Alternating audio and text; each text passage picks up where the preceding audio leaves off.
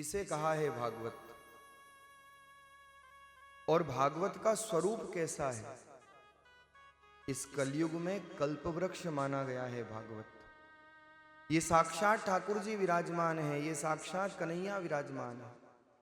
भगवान की शब्दमय मूर्ति को घड़ा है व्यास जी ने, और क्या सुंदर स्वरूप है।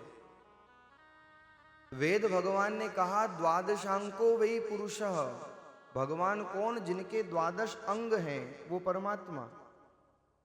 और भागवत जी के हम जब दर्शन करते हैं तो द्वादश स्कंद के रूप में भागवत जी में ये द्वादश अंग हमें दर्शन करने को प्राप्त होते हैं। एक पद में सारी भागवत का स्वरूप आपको मिल जाएगा।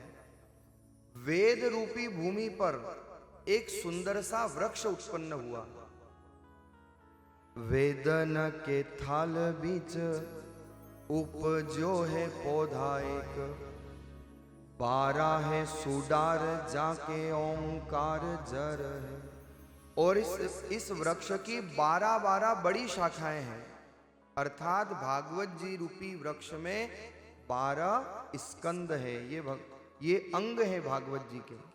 एक ही पद में संपूर्ण भागवत का स्वरूप। वेद रूपी भूमि पर ये वृक्ष उत्पन्न हुआ। वेदन के थाल बीच उपज्यो है पौधा एक, 12 है सुडार जाके ओंकार जर है, जिसकी 12 बड़ी शाखाएं हैं, अर्थात 12 स्कंद हैं। और इन 12 शाखाओं में 335 शाखा दशों ही दिशाओं में फैली।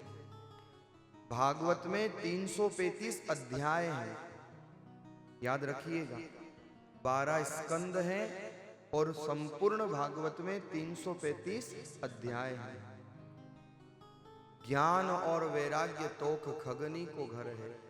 ये ऐसा सुंदर वृक्ष है जहां पर ज्ञान और वैराग्य रूपी पक्षी हमेशा निवास करते हैं। ज्ञान और वैराग्य रूपी पक्षी हमेशा बैठे रहते हैं। कल्प वृक्ष है। इस कलयुग में हम साक्षात कल्प वृक्ष के नीचे ही भगवान जगन्नाथ की गोद में ठाकुर जी के दर्शन कर रहे हैं। ठाकुर जी के शब्दमय मूर्ति को हम अपने हृदय में प्रवेश करा रहे हैं।